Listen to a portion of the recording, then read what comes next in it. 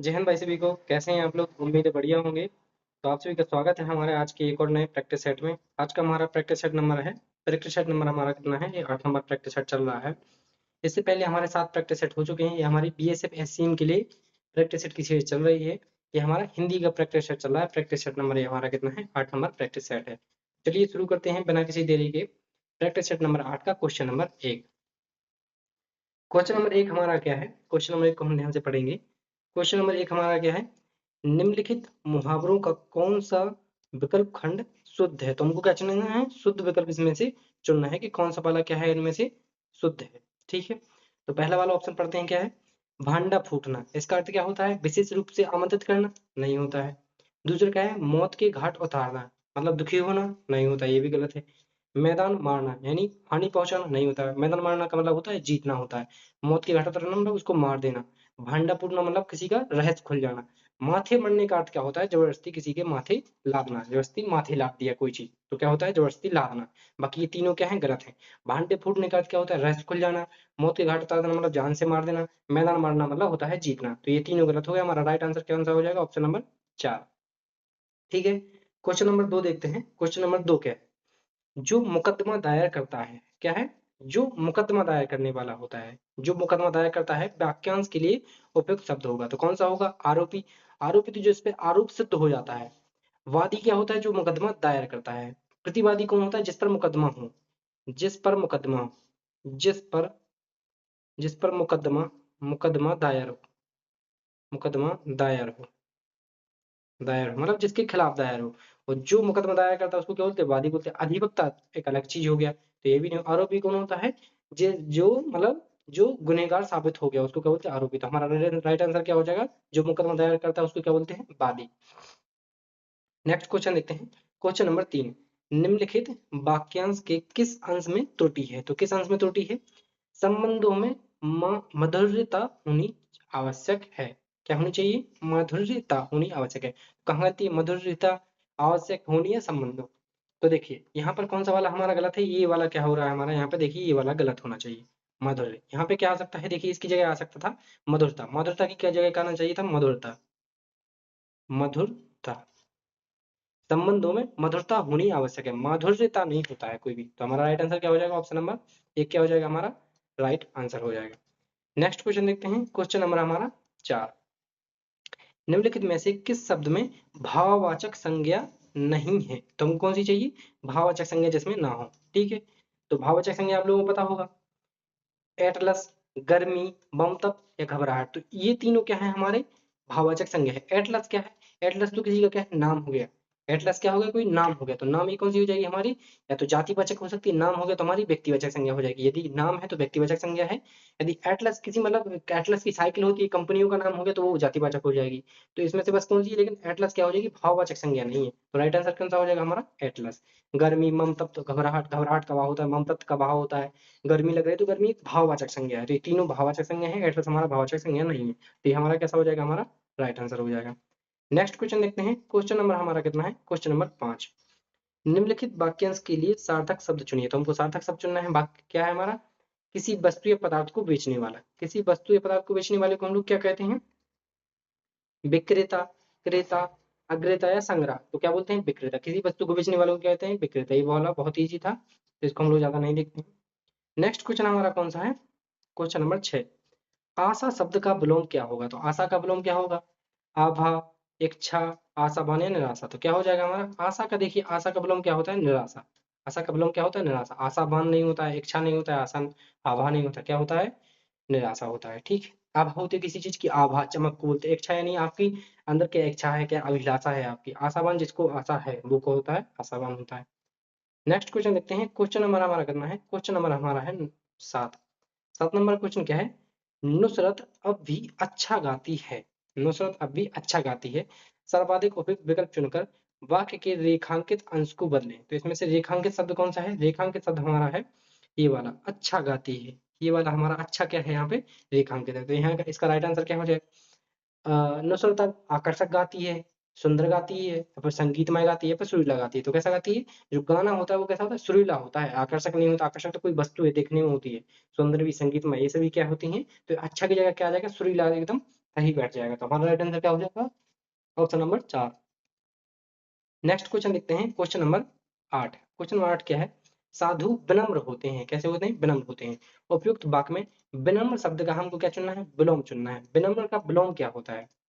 विनम्र का विलोम शब्द क्या होता है?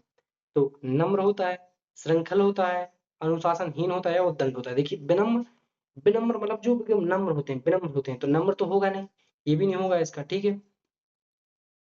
अनुशासन भी नहीं होगा, अनुशासनहीन भी नहीं होगा विलोम, उद्दंड भी नहीं होता, श्रृंखल होता है। विनम्र मतलब जो एकदम हृदय से क्या होते हैं? कोमल होते हैं। कैसे होते हैं? और कोमल होते हैं। श्रृंखल बोलते हैं हम लोग जो हृदय से कठोर होते हैं। जो विनम्र का विलोम क्या होता है? श्रृंखल होता है, ठीक है। आपको ये याद रखना है, ठीक है, ये वाला बहुत बार आता है। विनम्र का विलोम क्या होता है? श्रृंखल। नेक्स्ट क्वेश्चन देखते हैं, क्वेश्चन नंबर हमारा कितना है? Question number 9। क्वेश्चन नंबर 9 हमारा क्या है? इनमें से किस वाक्य में त्रुटि नहीं है? किस वाक्य में कोई भी त्रुटि नहीं है? ठीक है, तो हम लोग पहला क्वेश्चन पढ़ते हैं। मेरी गुरु जी के प्रति श्रद्धा है, ठीक है, इसमें हमको अभी समझ में नहीं आ रहा। दूसरा क्वेश्चन पढ़ते हैं।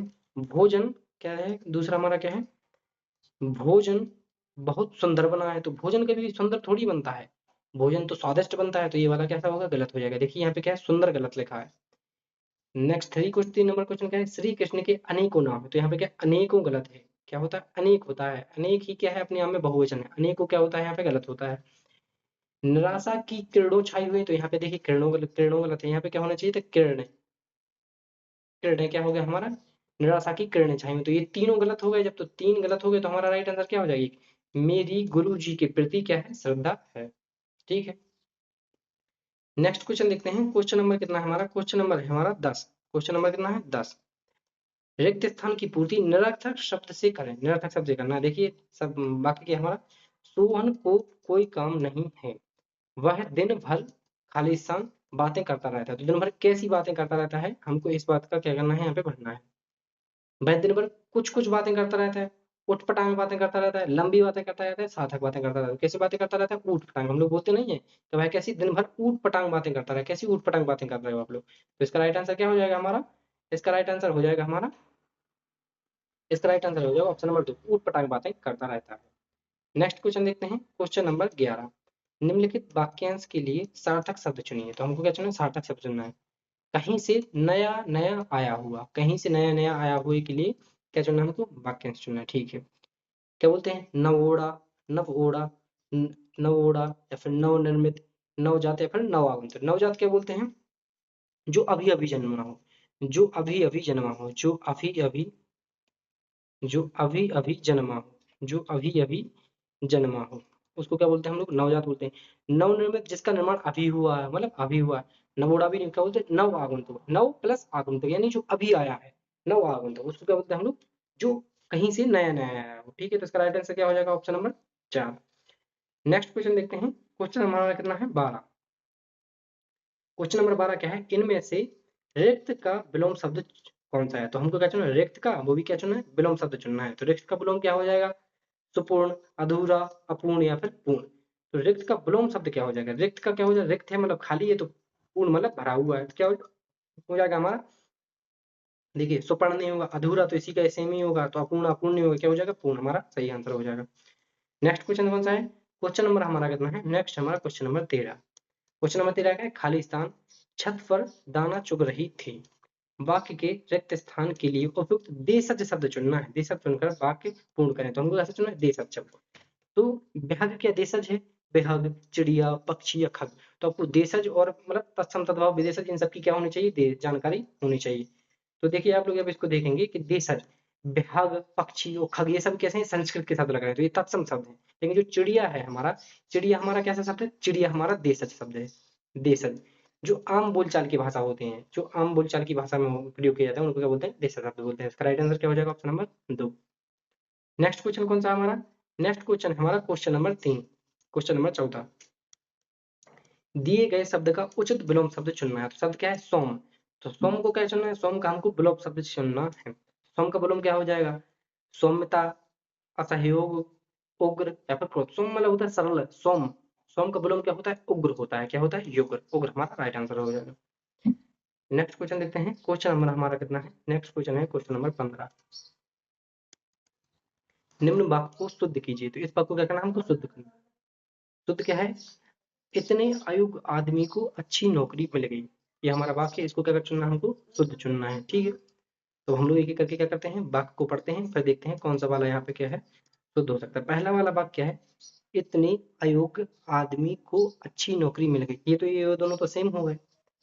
इतने अयोग्य आदमी को अच्छी नौकरी मिल गई, देखिए यहाँ पे सब सेम है, आपको डिफरेंस सिर्फ यहाँ पे दिख रहा होगा। अयोग्य, अयोग्य को लिखना कैसा जाता है, तो अयोग्य को ऐसे लिखा जाता है, अयोग्य, अयोग्य ऐसे लिखा, ये अयोग्य ये वाला क्या है, गलत है, अयोग्य ऐसे लिखा जाएगा। ठीक है, अयोग्य ये वाला ज्ञ आ जाएगा, तो राइट आंसर क्या हो जाएगा हमारा, ऑप्शन नंबर 2। ठीक है, नेक्स्ट क्वेश्चन देखते हैं। नेक्स्ट क्वेश्चन हमारा क्या है, गद्यांश से संबंधित है। हमको क्या करना है, पहले पूरा गद्यांश पढ़ना पड़ेगा। प्रश्न संख्या 26 से 30 तक के ऊपर दिए गए गद्यांश के आधार पर दीजिए। ठीक है, इनके आंसर देना है। ये 26 से 30 इसलिए लिखा हुआ है क्योंकि प्रश्न में ऐसे था कि ये उसके बाद आए थे। तो ठीक है, यहाँ पे देखिए, यहाँ पे संख्याएं भी दी गई होंगी, ये रिक्त स्थान है, यहाँ पे हमको भरना है। तो पहले हम लोग क्वेश्चन पढ़ लेते हैं एक एक। यहाँ पे हमको खाली स्थान मिलेगा, 26 नंबर खाली स्थान मिला, तो हम 26 नंबर वाला क्या करेंगे, फिर ऑप्शन यहाँ पे पढ़ेंगे, उसके बाद आगे बढ़ेंगे। ठीक है, तो पहले पढ़ते हैं हम लोग। दिए गए विकल्पों में से उचित विकल्पों में खाली स्थान भरें। ठीक है, यहाँ से क्या हो रहा है हमारा, देखिए गद्यांश शुरू हो रहा है, कहाँ से, यहाँ से, यहाँ से क्या हो रहा है हमारा, शुरू हो रहा है। ठीक है, तो पढ़ना शुरू करते हैं। केंद्र में गठबंधन सरकार की स्थापना प्रक्रिया बहुत बाद में शुरू हुई। ठीक है, भारतीय राष्ट्रीय कांग्रेस ने, भारतीय राष्ट्रीय कांग्रेस ने फिर क्या है, खालिस्तान, खालिस्तान तक एक छत्र राज किया। तो हमको क्या पढ़ना है, भारतीय राष्ट्रीय कांग्रेस ने खालिस्तान तक एक छत्र राज किया। तो अब हम पढ़ते हैं ऑप्शन, ऑप्शन नंबर 16 में भरना है हमको। एक छत्र युगों तक, महीनों तक, दशकों तक या सदियों तक, तो कब तक होगा, दसों तक होता है। युगों तक तो युग तो बहुत बड़ा हो गया, तो युग नहीं होगा, युग तो बहुत बड़ी चीज होती है, बहुत लंबा टाइम हो जाता है युग तो यहाँ पे क्या होगा, युग नहीं होगा। यहाँ पे क्या राइट आंसर है, यहाँ पे आएगा दशकों तक, क्या आएगा, दशकों तक। तो भारतीय राष्ट्रीय कांग्रेस ने दशकों तक एक छत्र राज किया, तो यहाँ पे राइट आंसर क्या हो जाएगा, दशकों,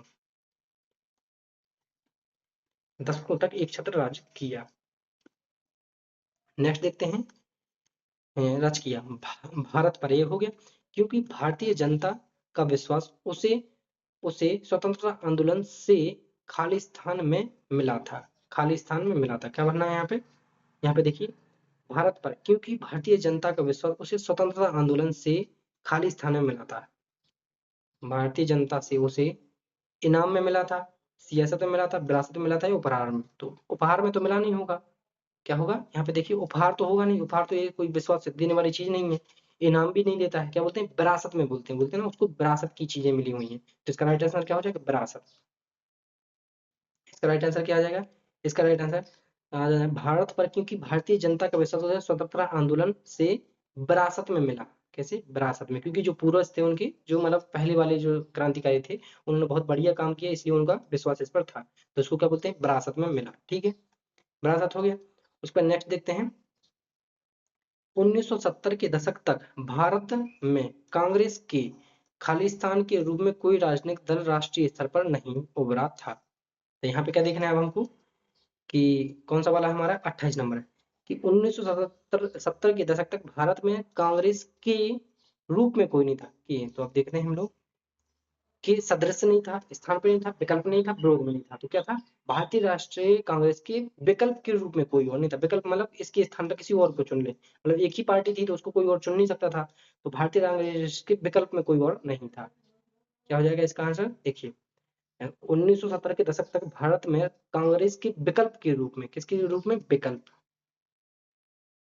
विकल्प के रूप में कोई और राजनीतिक दल राष्ट्रीय स्तर पर नहीं उभरा था। तो ठीक है, 3 हो गए। नेक्स्ट पढ़ना है हमको, नेक्स्ट पढ़ते हैं। परंतु 70 के बाद दशक में भारतीय खालिस्तान में महत्वपूर्ण परिवर्तन हुए। तो 70 के दशक में भारतीय किस में परिवर्तन हुए, भारतीय समाज में परिवर्तन हुए, राजनीति में, धर्म में या परंपरा में। तो किस चीज की चर्चा चल रही है, राजनीति की चर्चा चल रही है। किसकी, राजनीति की क्या चल रही है, यहाँ पे चर्चा चल रही है। कांग्रेस, भारतीय जनता पार्टी, ये सभी किसकी चीज चल रही है, यहाँ पे राजनीति की चर्चा चल रही है। तो इसे यहाँ पर राइट आंसर क्या हो जाएगा हमारा, देखिए यहाँ पे क्या हो जाएगा हमारा, भारतीय, भारतीय राजनीति में, किसमें, भारतीय राजनीति में, यहाँ पे क्या हो जाएगा, राजनीति, भारतीय राजनीति में महत्वपूर्ण परिवर्तन हुए और भारतीय जनता क्या हुई, भारतीय जनता ने कांग्रेस का विकल्प, देखिए यहाँ पे भी आ गया विकल्प, जो हमने यहाँ पे लिखा था ना विकल्प, तो यहाँ पे भी विकल्प आ गया, विकल्प ढूंढना शुरू कर दिया। परिणाम स्वरूप 1970 में पहली बार सत्ता खालिस्तान हुआ, सत्ता खालिस्तान हुआ। तो सत्ता क्या हुआ? सत्ता सत्ता परिवर्तन हुआ, स्थानांतरण हुआ, स्थायित्व हुआ, विकेंद्रीकरण हुआ। तो इसका राइट आंसर क्या हो जाएगा? सत्ता। सत्ता क्या होती? परिवर्तित होती, तो सत्ता परिवर्तन हुआ। क्या हुआ? सत्ता परिवर्तन हुआ। क्या हो जाएगा यहाँ पे? सत्ता परिवर्तन हुआ, परिवर्तन हुआ। 1970 के यहाँ पे हमको आगे पढ़ने की जरूरत नहीं है। यहाँ तक क्या हो गए? हमारे पूरे के पूरे 20 क्वेश्चन मैंने आपको करा दिए हैं। आपसे कितने क्वेश्चन बन रहे हैं आप लोग कमेंट बॉक्स में जरूर बताइएगा। कितने आपके बन रहे हैं? 20 में से आपका क्या स्कोर रहा है? आप लोग कमेंट बॉक्स में जरूर बताना है। आपको वीडियो कैसी लगती है जरूर बताना है। इसको ज़्यादा से ज़्यादा शेयर करिए। आज के लिए इतना ही। ठीक है, मिलते हैं अगले नेक्स्ट प्रैक्टिस सेट में। Thank you. जय हिंद।